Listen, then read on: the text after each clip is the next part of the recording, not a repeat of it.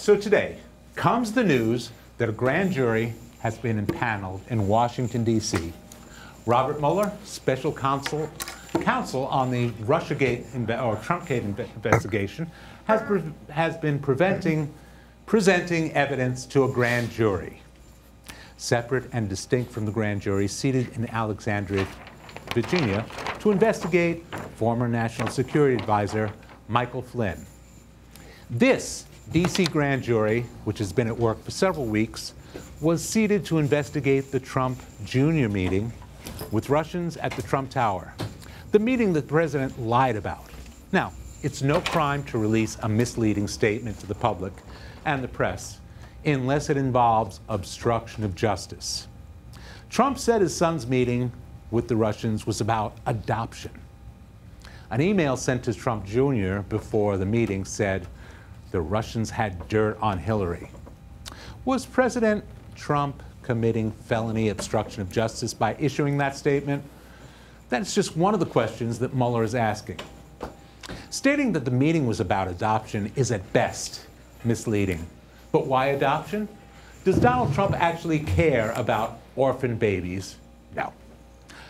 Does Donald Jr. or Jared Kushner or Manafort or even Vladimir Putin care about orphans? No. So why the frequent mention of orphans and adoption? Let's work backwards. In 2012, Vladimir Putin blocked the adoption of Russian orphans as a retaliation against the Magnitsky Act, named for Sergei Magnitsky, a Russian lawyer who uncovered the theft by Vladimir Putin of $200 million. In 2009, Sergei Magnitsky was put in a Russian prison, tortured, denied medical treatment, and beaten to death by Putin's goons. Signed into law by President Obama in 2012, the Magnitsky Act involved sanctions against 18 Russian individuals, barring their entry to the United States, and more importantly, blocking their access to American banks. This essentially freezes Vladimir Putin's access to a personal fortune he has accumulated in the last 17 years as Russia's leader.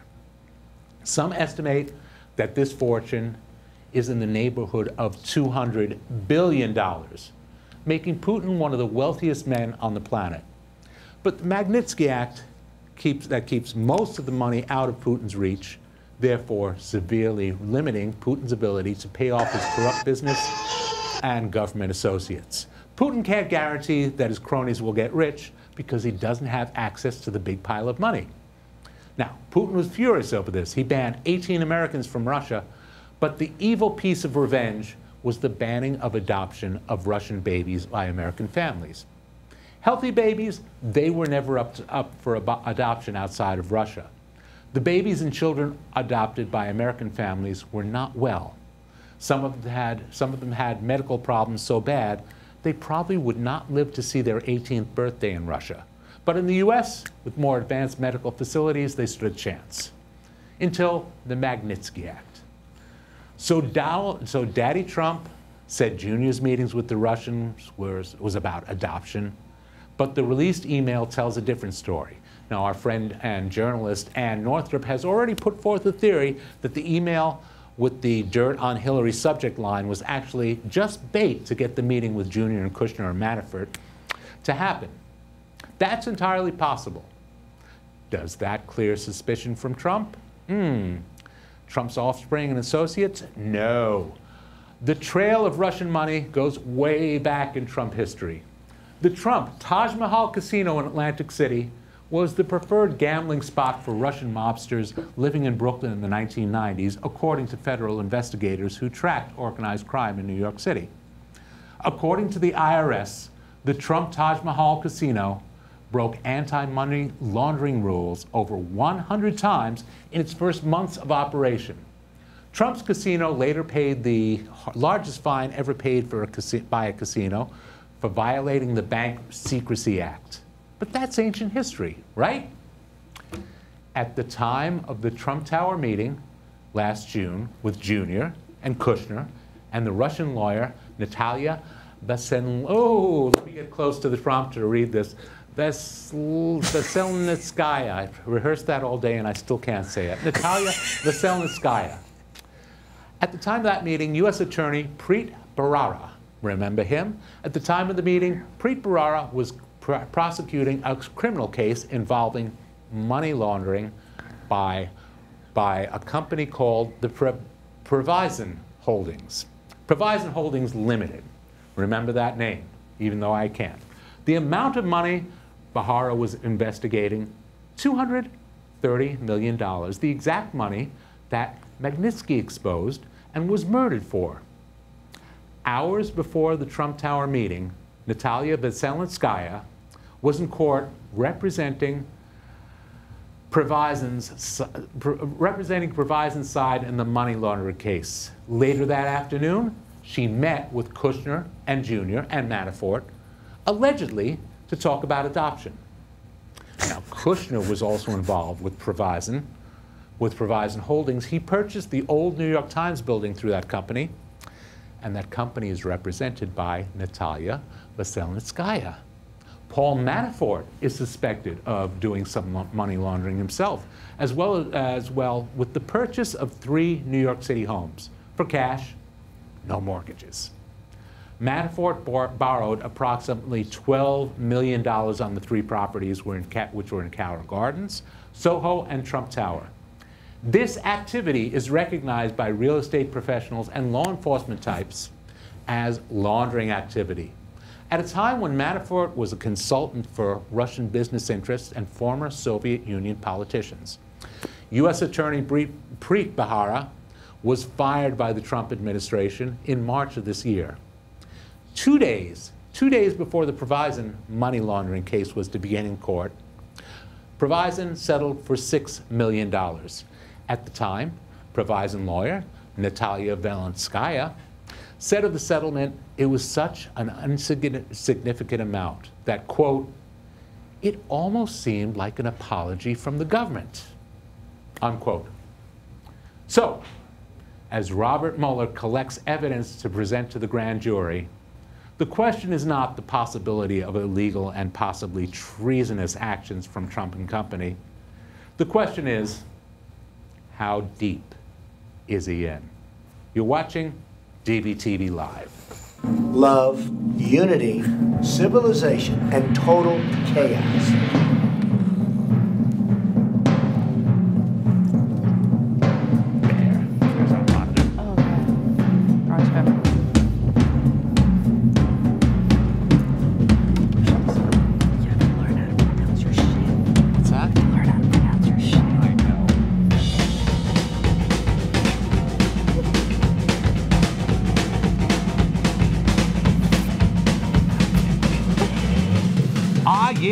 Yeah, it's dvtv Live. My name is Rich. This is Jeannie. Hello. Natalia, how do you pronounce it? Veselnitskaya. That's way better. You have to. How do you? Phonetically, I have to put it out. You have to. Where is it? Scroll that back. Let's see if we can pronounce it between the two of us. Scroll that prompter back and keep it going. Keep it going. Keep it going. Keep it going. There it is.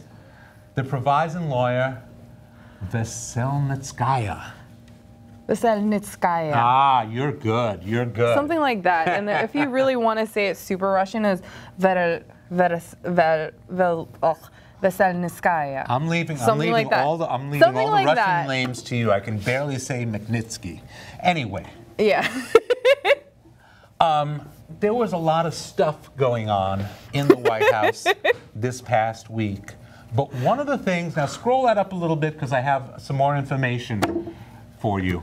Last Wednesday, yeah, there was a man named William Browder, I believe his name was. Mm-hmm. He was testifying before the Senate committee. Okay. About, now Browder, it so happens, was a business partner with Magnitsky, Sergei Magnitsky. Oh, wow. Between them, they uncovered this theft. It was a tax fraud thing in Russia, and they discovered $230 million that Vladimir Putin had siphoned off. Wow. In return for that, Magnitsky was murdered. He was beaten to death. I mean, he was jailed for many months. Denied, they tried to freeze him. They denied him medical treatment, and then he was beaten to death. He was put in one of the worst prisons in all of Russia. Yes, a horrible, horrible and that's place. what he does. He didn't survive. There's a lot of people that Putin has put hits on in the United States, like Russian journalists that live here. Oh, yeah. I even saw something on 60 Minutes. Yeah, his media guy. I mean, there's a whole string.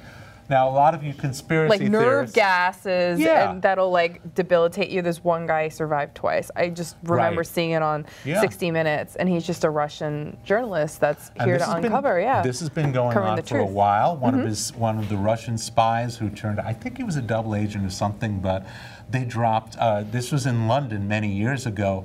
They dropped some plutonium in his tea. He was so highly radioactive that the British Airways plane that he traveled on was checked, and they found radiation just from him sitting in the seat. That's how much radiation he ingested.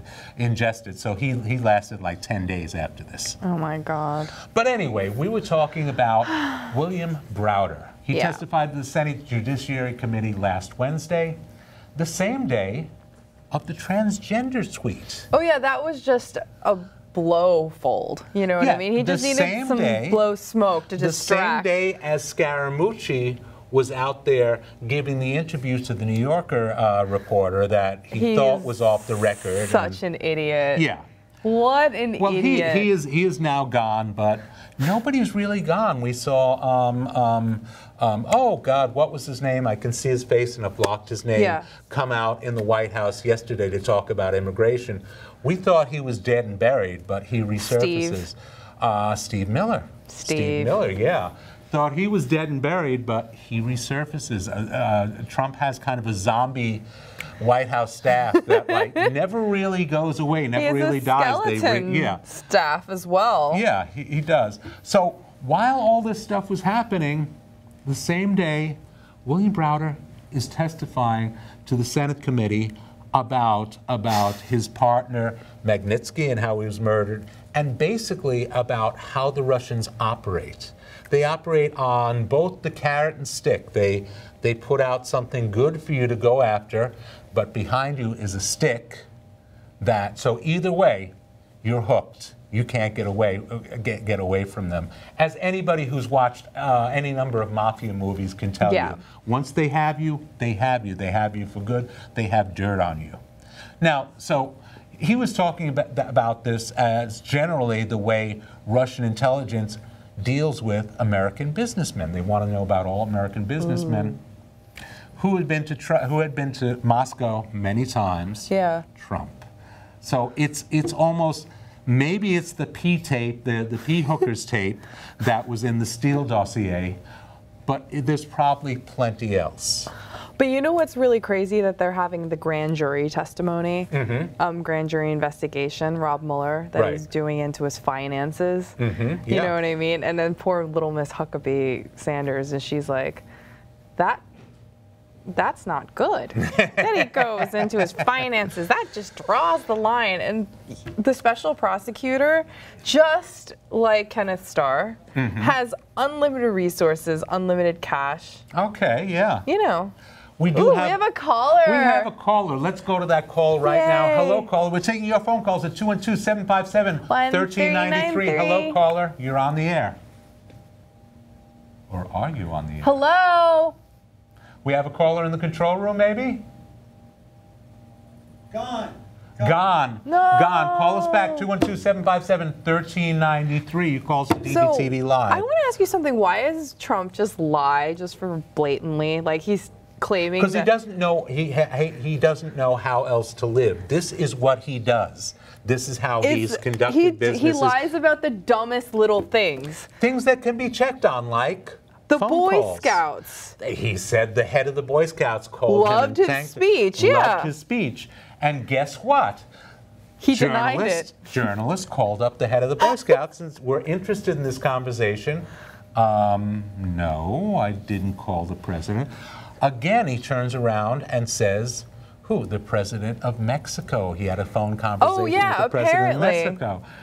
journalists. There's journalists in Mexico. They speak English and they speak Spanish. They called up the president's office, and they're like, no, they haven't spoken since the G20 in July. Yeah. He lies about this is the path of a pathological and he liar. lies about like Australia having a conversation with the Prime Minister. Well, he did have a conversation, but I mean, the transcript was leaked out today, and he did have a conversation. We knew that he hung up on the guy. He had an argument with him. But now we know the details of that conversation and the details of the conversation with the president of Mexico.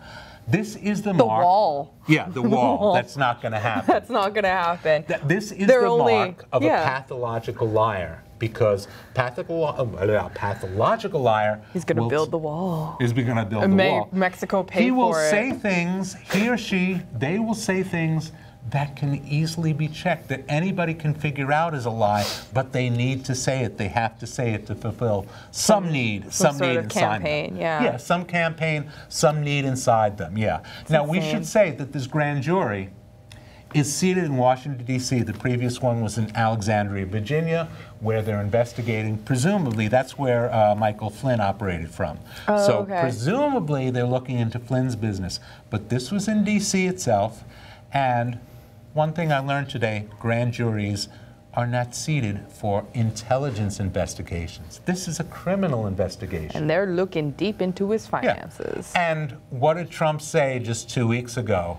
Don't look into my family's finances. Why would you talk about that? Where do you think they're going to look? The cops are searching your home, and it's like, don't look in that room. Don't look in that room. No, don't look in that room. Whatever you do, drugs aren't there.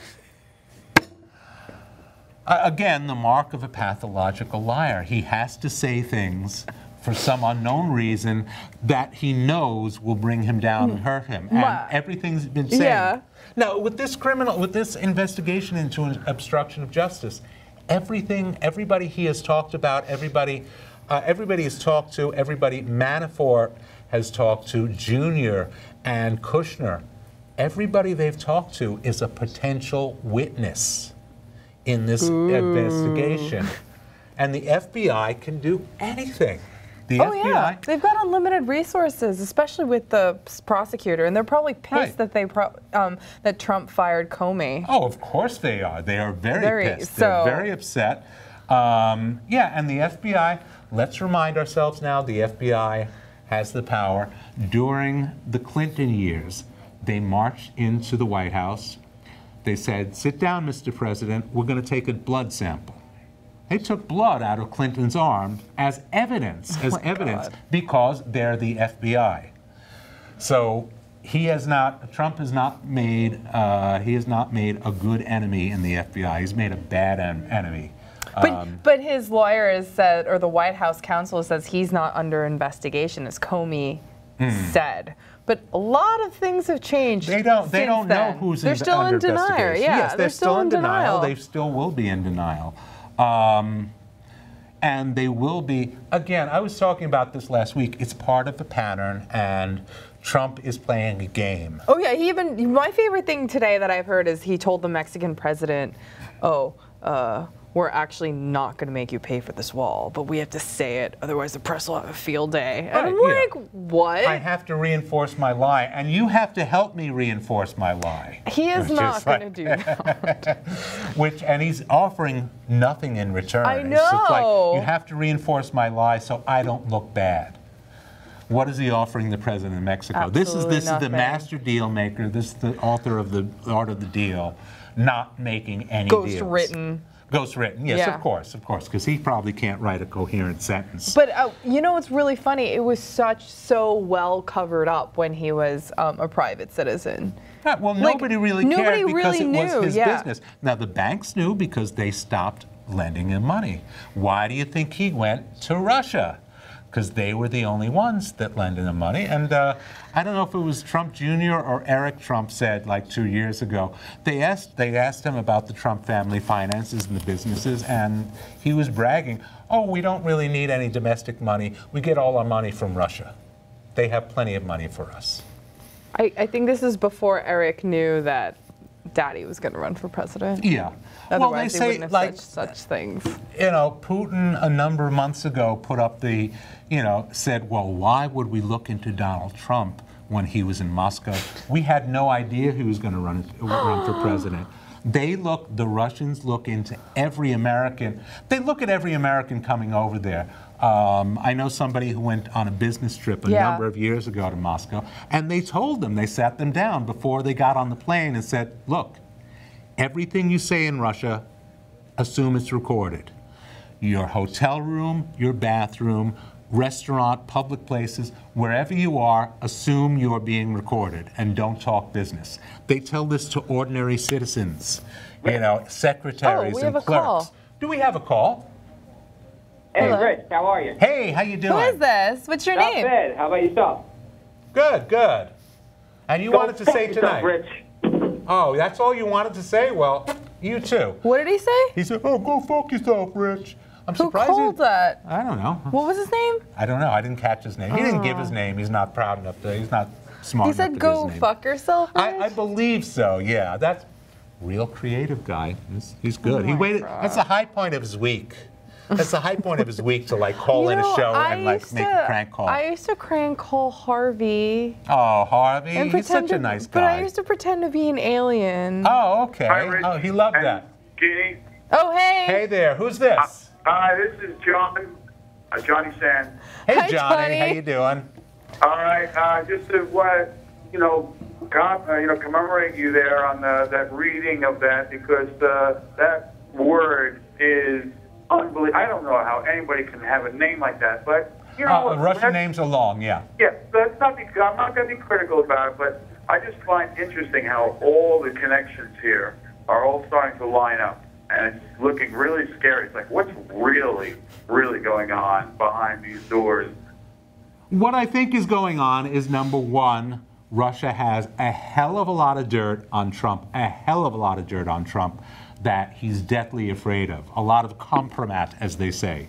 Number two, there is not, Mueller is proceeding with his investigation, and maybe he hasn't found anything that is treasonous yet, but he's sure found enough that's suspicious. Oh, he's just digging.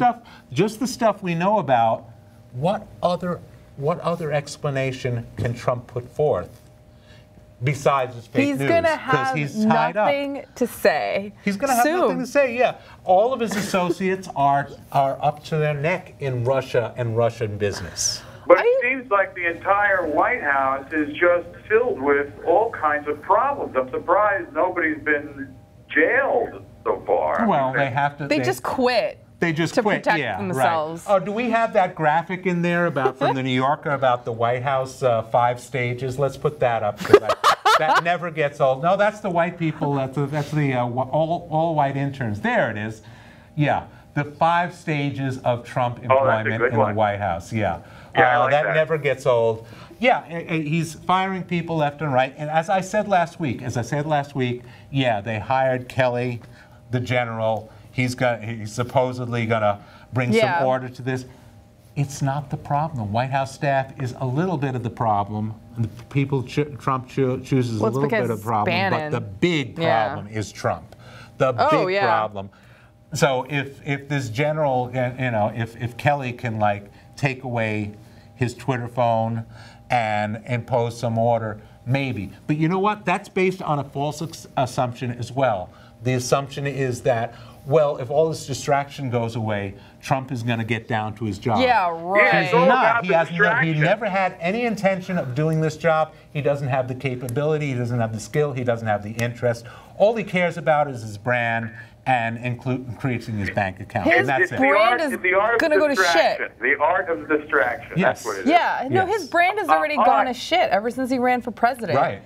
Well, listen, I really love your opening. I got to go, but great show, and new opening is really great. Okay, thanks so much, Johnny. Okay. Okay, you take care. We got a few minutes left. If you want to call in now. 212-757-1393. You know what I've noticed? Tell me. A lot of the women in Trump's circle have actually stayed out of the drama. You know what I mean? It's interesting because Sarah Huckabee Sanders is doing her job. Kellyanne Conway doing her damn best just to, Yeah. like, scurry away from Bannon. Yeah. Somehow Ivanka's not been involved in this mess. Exactly. Yeah. For some odd reason. For some odd she's reason, just, like, well, kept out of it. You'd think her vast experience as a clothes importer would somehow, like, be relevant in the White House, but somehow it's not. And it's like all the men are just like drama queens. Yes, yeah. they are. Well, it's going to make a funny script someday, but right now we're in the thick of it, and it's not so funny because this is our democracy, and we can make fun of it, we can laugh at it, we can say it's not really a democracy, but guess what? When it starts getting eroded away, as it is now, then it gets scary. Elections are very important. We don't know, we don't fully know yet what the involvement of the Russians was and how much they swayed this election. Remember, it was only, a couple of 100,000 votes that swayed the whole election. A couple of 100,000 votes. On each state? Yeah, from each state. Yeah. That put total Yeah. from a couple of states. I think it's 3 states, and it adds up to a couple of 100,000 votes that put Trump in the White House. So we're all hoping for 2018. Well, that's 15 months away, and that's just the election. The people elected in 2018 don't take office until January 2019. And that's also depending on the states. Right. Like South Carolina isn't gonna. They're gonna vote for Lindsey Graham into office, and he's still a Republican. Right. And so it really depends on the states. I mean, there are just some of these states that will not vote Republican, but the Republican that may be in office may be more moderate. And the gerrymandering is horrible. The gerrymandering is absolutely horrible. And one thing I did want to say, hey, let me just take this off because Jean did give me a makeover. You see, and I told her I used to dress like this in the Nixon era. Sometime around when this photo was actually taken. But what I did want to say is, regarding the upcoming election, regarding 2020, the Democrats better get it together. They better have a better reason for running than, the Republicans are fucking up left and right. Exactly. They have to have a better reason. They have to have a better personality than they've had in the past. Maybe Kamala Harris. I like her. Maybe somebody younger. Maybe somebody younger. Yeah, well, I don't know how old she is. How old is she? I have no idea. Yeah, so, maybe Kamala Harris. She's a former prosecutor. But we need bright young stars on the Democratic front like that. We do need them because they better have a better reason to run than we're not Republicans. Yeah. And on that note, we have to sign up. I want to thank everybody in the control room. I want to thank you for watching. I want to thank you, Jean. And thank you, Rich. Thank you, Johnny, for calling. We're back next week. Bye. Good night. Good news.